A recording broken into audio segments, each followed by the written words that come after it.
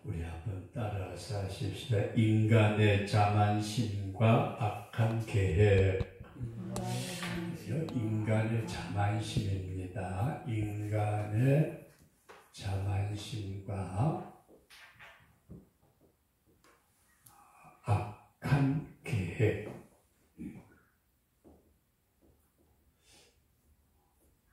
오늘 이런 말씀을 상고하시면서 저와 여러분들의 인생이 무엇이며 인생이 세우는 계획이 무엇인가 우리 한번 살필 수 있는 우리 복된 시간 될 수 있기를 바랍니다.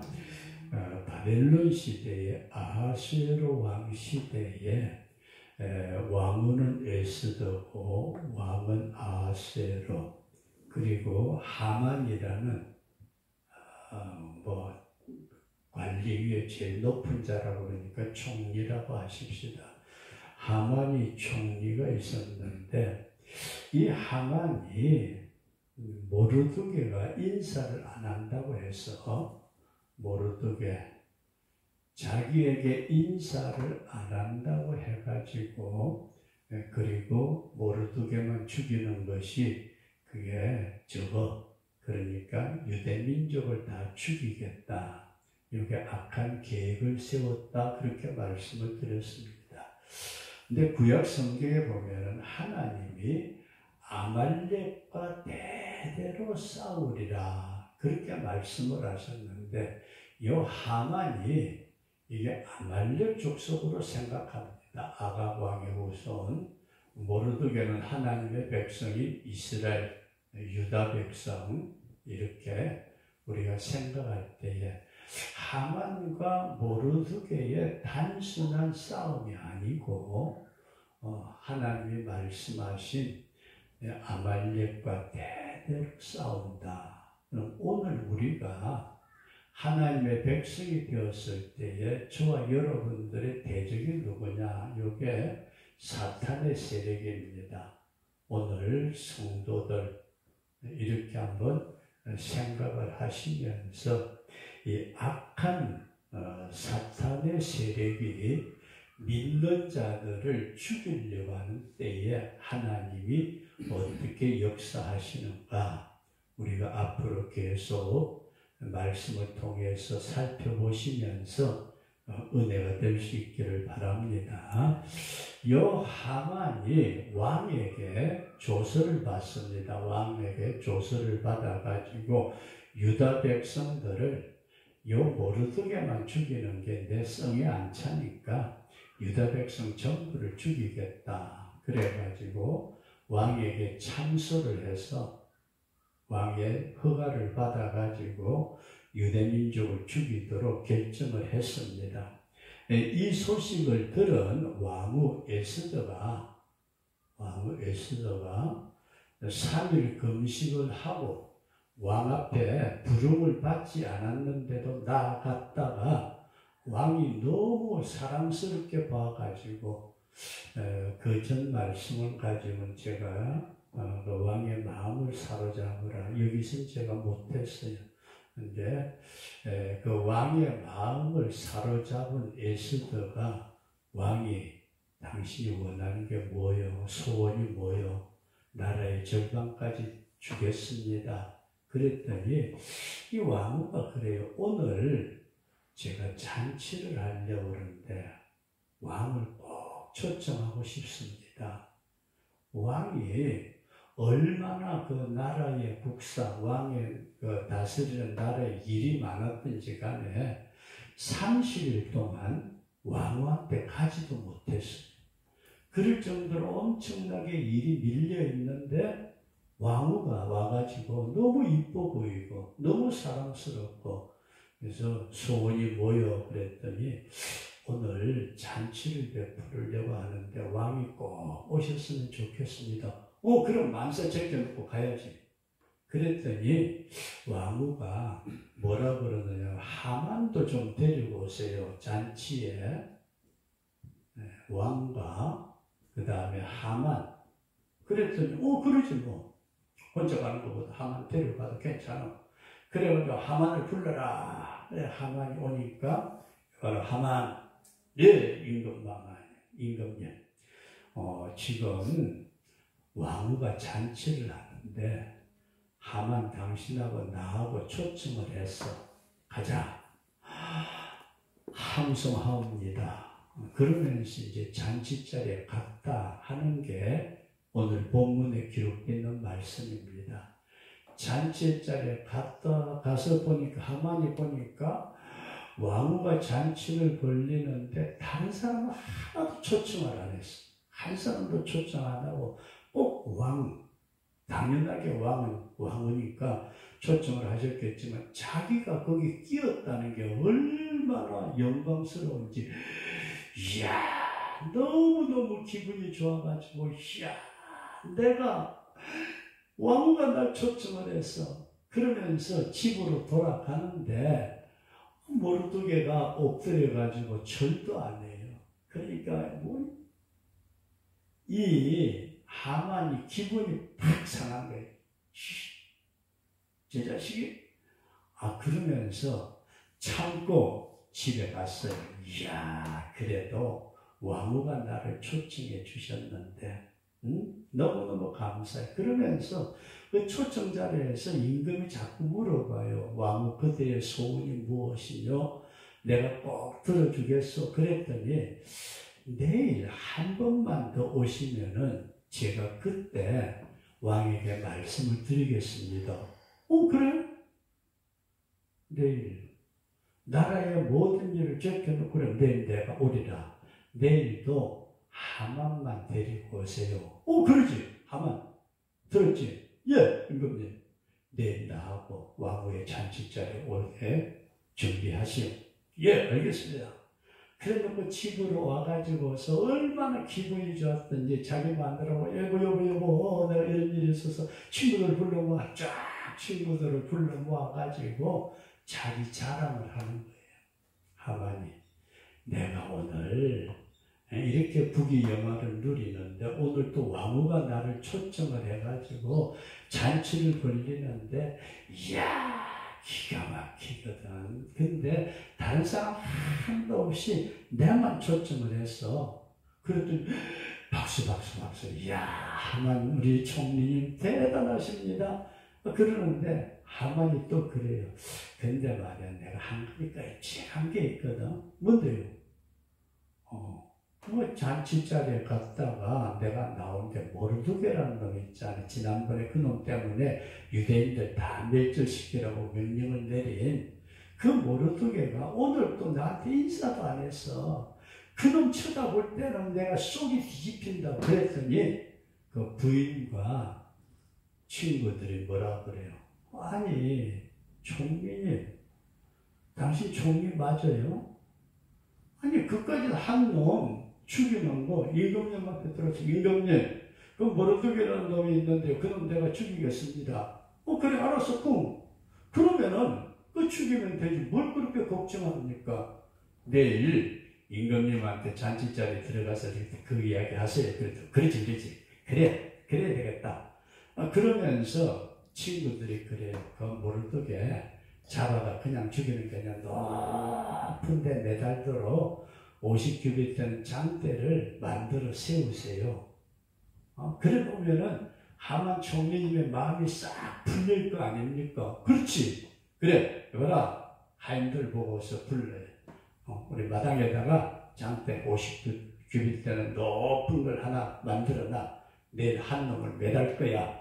예. 그래 놓고서 이제 잠자리 들었더라. 요게 이제 성경에 기록되어 있는 말씀입니다.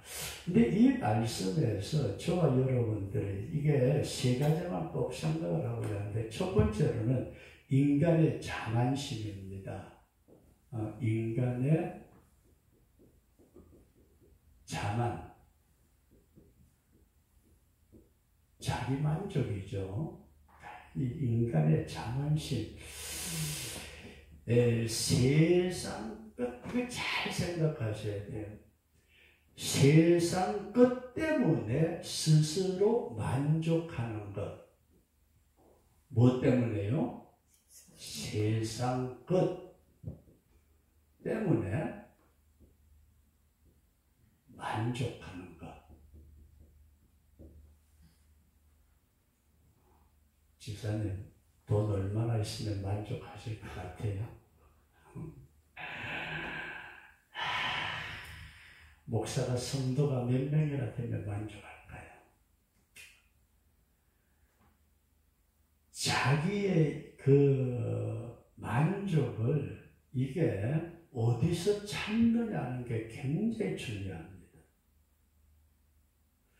육체의 만족을 구하는 사람은 육체적인 감각적인 쾌락으로 만족을 얻으려고 하고, 정신적으로 만족을 얻기를 원하는 사람은 자기가 하는 학문이라든지 어떤 일에 만족함을 누리려고 원하는데, 오늘 우리 예수님을 믿는 성도들은 세상 것이 아니고 주님이 주시는 것으로 만족할 수 있는 우리 그런 성도가 되도록 꼭 기도할 수 있기를 바랍니다. 성도는 세상 것 때문이 아닙니다. 성도는 주님이 주신 것, 이것으로 만족할 수 있어야 되는데, 오늘날 예수님을 믿으면서도 우리가 기도할 때에 세상 것을 너무 추구하지 않는가? 이 부분을 저와 여러분들이 한번 깊이 살펴보시기를 바랍니다. 우리는 세상 것에 만족하면은, 이건 잘 보세요. 세상 것의 만족은 외부에서 오는 겁니다. 외부에서. 가령 제가 언젠가 여기서 말씀드렸는지 모르겠는데, 어떤 미국에 그런 일이 있었대요. 미국의 어떤 부부가 복권을 하나 샀는데 몇십억짜리 당첨이 됐대요. 얼마나 좋았겠어요. 야, 나도 오다 가다 복권방 많던데 그거 하나 사면 어떨까? 그렇게 복권이 당첨돼가지고 좋아가지고 복권을 쳐다보고, 와, 야, 뭐, 저것들 뭐 돈이 엄청 생길 걸 생각하니까 이 돈을 어떻게 해서나 자동차도 바꾸고 집도 바꾸고 무엇도 하고 무엇도 하고 한참 꿈에 부풀다가 잠들었는데, 그 집에 어린애가 밤중에 일어나서 뭘 한다고 이놈이 그걸 가지고 불태웠대요. 복권을. 어떻게 됐을까요? 그러니까 외부에서 오는 것은, 그 외부에서 오는 것이 끊어지고 사라지면은 그것도 사라집니다. 그러나 주님은 내가 너희에게 주는 것은 세상 것하고 다르다 말씀을 하시며, 하나님께로부터 오는 우리에게 주시는 은혜와 축복과 역사는 세상의 다른 어떤 것으로도 만족할 수 없는 놀라운 힘이 있다. 성도는 주님의 것으로 만족하는 우리 그런 성도가 꼭 될 수 있기를 바랍니다. 그래서 누가복음 12장 16절 이하에 보면은, 누가복음 12장 16절에 어리석은 부자가 나옵니다. 어리석은 부자의 얘기가 나오는데, 이 부자가 농사를 짓는데 그날 그해 풍년이 들어가지고 소출이 얼마나 많든지 지금의 창고 가지고는 감당이 안 돼요. 그래가지고 창고를 헐고 다시 큰 창고를 여러 채 지어가지고 그 창고에다 곡식을 가득 쌓았어요. 쌓아놓고 이 부자가 이제 순찰을 합니다. 첫 번째 창고를 쫙 열어보니까 밑에서부터 위에까지 곡식이 가득 쌓여있어요. 두 번째 창고를 열어보니까 뭐 그냥 옷감 같은 게 좋은 게 밑에서부터 위에까지 가득 쌓여요. 세 번째 창고도 보니까 다른 게 엄청 쌓여있어요. 그렇게 쌓여있는 걸 가만히 둘러보고 난 뒤에 자기 배를 두드리면서 뭐라고 그래요? 내 영혼아, 여러 해 쓸 물건을 가득가득 쌓아 놓았으니 이제는 잘 먹고 편히 쉬자. 진짜 만족한다. 그랬더니 그날 밤에 하나님이 그 부자에게 뭐라 그래요? 오늘 밤에 내 영혼을 도로 찾으리니 그러면 그 모든 것이 누구의 것이 되겠느냐? 저와 여러분들은 인간의 그 자만심 스스로 만족하는 것 외부에서 찾는 자가 아니고 주님의 것으로 만족할 수 있는 우리 그런 성도가 꼭 될 수 있기를 주의 이름으로 축원합니다. 그 다음에 두 번째로 인간의 자랑입니다. 이 인간의 자랑도 이것도 대단해요. 아무리 못한 사람도 자기 어떤 자랑하는 부분이 있대. 네가 아무리 나를 누르고 해봐라. 그래도 나는 네보다 뭐가 낫다. 이 자랑을 하는데 이 자신이 가지고 있는 부귀공명 영화를 다른 사람에게 나타내는 것입니다. 갖고 있는 부귀, 영화, 자식들 잘된 거, 기타 등등. 이게 처음에 말씀드린 것처럼 세상 것을 가지고 있는 것을 자기만 누리는 것이 아니라 이걸 다른 사람에게 정확하게 나타내는 것입니다. 이 하만이 자기 마누라한테 자랑하는 거 마누라 다 알고 있으니까 괜찮아요. 그런데 자기 친구들을 다 불러모아가지고 자기 자식이 많은 것하고 부귀 영화를 누리는 것하고 거기에다가 왕후가 자기 혼자만 초청을 한 것하고 이 모든 것을 자랑을 하는데 오늘 우리가 자랑할 것이 뭘까? 내가 진정으로 자랑할 수 있는 게 뭘까? 성경은 우리에게 이런 말씀을 하고 있습니다. 모든 인간은 아침에 보이는 이슬이나 안개와 같고 그 모든 영광이 풀의 꽃과 같다. 그래서 베드로전서 1장 24절 이하에 그러므로 모든 육체는 풀과 같고 그 모든 영광이 풀의 꽃과 같으니 풀은 마르고 꽃은 떨어지되 하나님의 말씀은 세세토록 있도다. 우리가 자랑해야 될 것, 성도의 자랑. 이것은 저와 여러분들에게 주신 하나님의 말씀을 자랑하는. 근데 우리가 점점 이게 심각하게 느끼지 못하고 자기 신앙을 자랑하는 사람들이 있어요. 이게 때때로 어떤 면에서 간증이라는 것이 굉장히 유익하고 도움이 되고 도전도 되지만은 그것을 자기의 자랑의 기회로 삼는다면은 이건 심각한 문제입니다. 그래서 심지어 자기를 자랑하면서 자기의 영어를 스펙이라고 그럽니다만 내가 어디서 부흥했을 때 내가 어디서 뭘 했고 내가 어디서 기도하니까 병자가 나았고 내가 어떻게 하니까 안진병이 일어났고 무슨 역사가 일어났고 그러면서 은근히 자기를 자랑하면서 목사들 가운데 그런 사람들이 있어요. 나 좀 너희 교회 부흥 강사로 초청을 해라. 이런 걸 우리가 생각하면서 성도 여러분들과 제가 이거는 자기 자신을 통해서 사도 바울도 자기 자신을 통해서 나타난 연약한 것만 자랑한다고 말씀을 하고 있어요. 심지어 고린도후서에서는 상층천에 올라가서 천국의 그 아름다운 말로 표현할 수 없는 모든 것을 보고 온 다음에 뭐라고 얘기를 하느냐. 내가 아는 어떤 사람이 있었다. 자기라고 말 안 해요. 내가 아는 어떤 사람이 있었는데 하나님의 영에 이끌려 상층천에 올라가서 말로 표현할 수 없는 놀라운 경험을 하고 왔는데 그가 누구예요? 자신인데도 다른 사람처럼 그가 몸 안에 있었는지 몸 밖에 있었는지 나는 모르거니와 주만 아신다. 사도 바울이 내가 무엇을 했습니다 하고서 자기의 선교 보고를 할 때에는 사도들의 모임에서 사사롭게 보고를 해요. 사사롭게.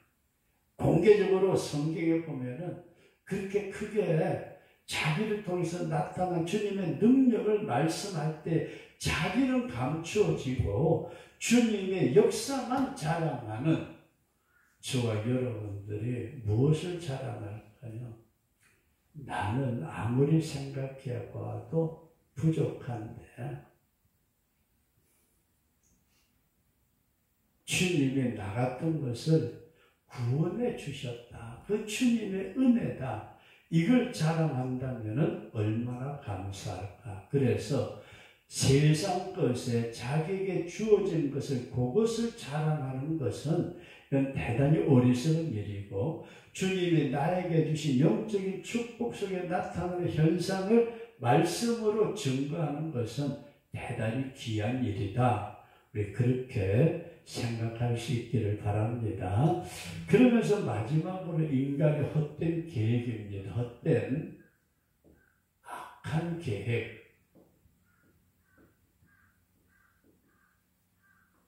이 자만에 빠지고 자랑에 빠지게 되고 그런 사람들이 세운 계획은 이것은 오늘도 내일처럼 내일도 오늘과 같으리라 생각을 하고 자기 마음에 원하는 대로 악한 계획을 세웁니다.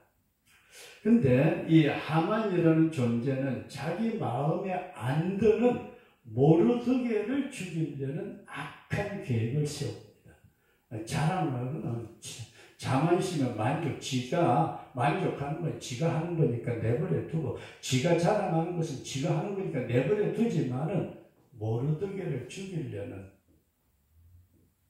악한 계획을 세웠더라 그런 말씀입니다. 오늘 우리가 계획을 세우지만은 이 계획의 성취는 하나님에게 있다. 이걸 우리가 염두에 두지 아니하면은 우리가 세운 계획이 빗나갈 때가 너무 많습니다. 그래서 잠언 16장 9절에 나타난 말씀을 보게 되면은 사람이 마음으로 자기의 길을 계획할지라도 그 걸음을 인도하는 자는 여호와시니라. 잠언 16장 9절. 계획은 우리가 세우는 것 같지만은 결국 그 걸음을 인도하시는 분은 하나님이시다. 그래서 이 하만의 악한 계획이 다음날 완전히 뒤바뀝니다. 이 성경을 보면 하나님은 반전의 하나님, 완전히 뒤집어 놓으시는 하나님인데 하만이 높은 장대를 만들죠. 높은 장대 세워가지고 내일 죽이리라.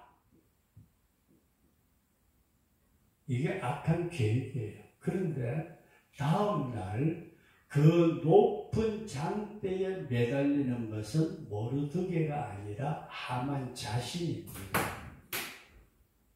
우리의 세운 계획이 혹 빗나가고 우리의 세운 계획이 혹 잘못되고 우리의 세운 계획이 뭔가 틀어질 때에 성도 여러분들과 제가 찾아야 될 것은 하나님이 나에게 진정으로 원하시는 게 뭘까? 하나님의 원하심.